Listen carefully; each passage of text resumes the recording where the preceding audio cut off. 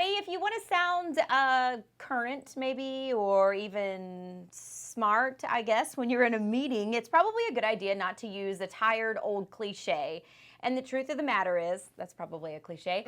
We all do it. We are all guilty of it. We've got these lists here, Tina, that you put together, and I'm certain I've used every one of them many, many, many times and do on a daily basis. We all do. So it interests me, though, why you even decided to put together this list of 50 phrases and words to avoid.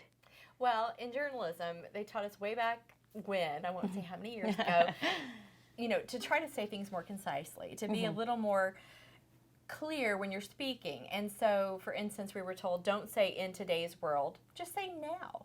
And so I noticed the longer I sit in business meetings, there's certain things that keep coming up. And there's been an interview I do with CEOs and presidents of companies, for instance, and they'll say, well, it's a win-win situation.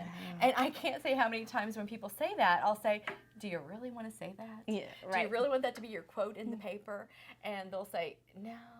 Thanks for telling me that. Yeah, when you hear it back sometimes, you think there's got to be something better to say there. Right. So I started thinking, there's other things like that people say a lot, and they might want to think about, hey, should I really be saying that all the time in meetings? One time there was a conference I was at, and a lady was up on stage, and she said, just grab that low-hanging fruit and squeeze it for everything it's worth. And I swear we were turned into like an audience of 12-year-old boys. Everybody was giggling. We didn't hear the rest of, her next 5 minutes of talk. Right. So yeah. It's just things like that. So that's what made me put the list together. I started polling some of my colleagues here in the office, some of my friends on Facebook. I'm like, what have you guys heard over and over and over again that drives you crazy? Yeah. And that's how I came up with the list. So it's just things that we've heard so many times that you could probably say it a little more clear, a little more concisely, that would a better option. Yeah, maybe get your point across, exactly. in a better way. And of course, there's some that are, worse than others, or some that we hear more often, I think, than others. One of them, of course, drinking the Kool-Aid, which isn't exactly a good one to use.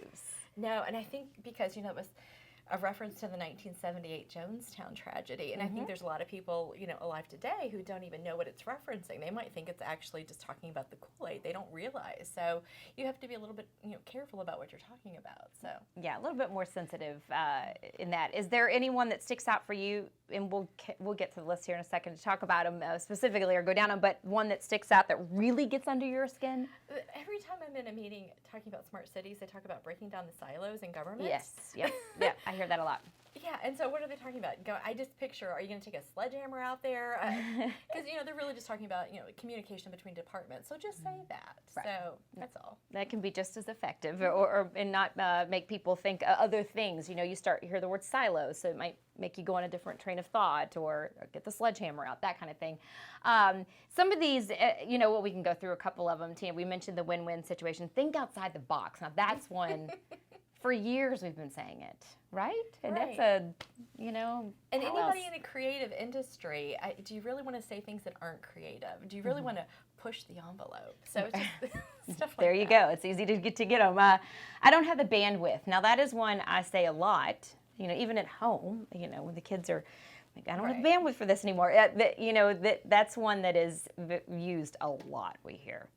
All right, so raise the bar, run it up the flagpole. That is one a lot. Put your ducks in a row.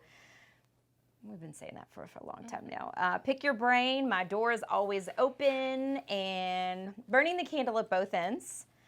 Work smarter, not harder. Now, what's something we could say instead of that one? That one's used a lot, I feel like.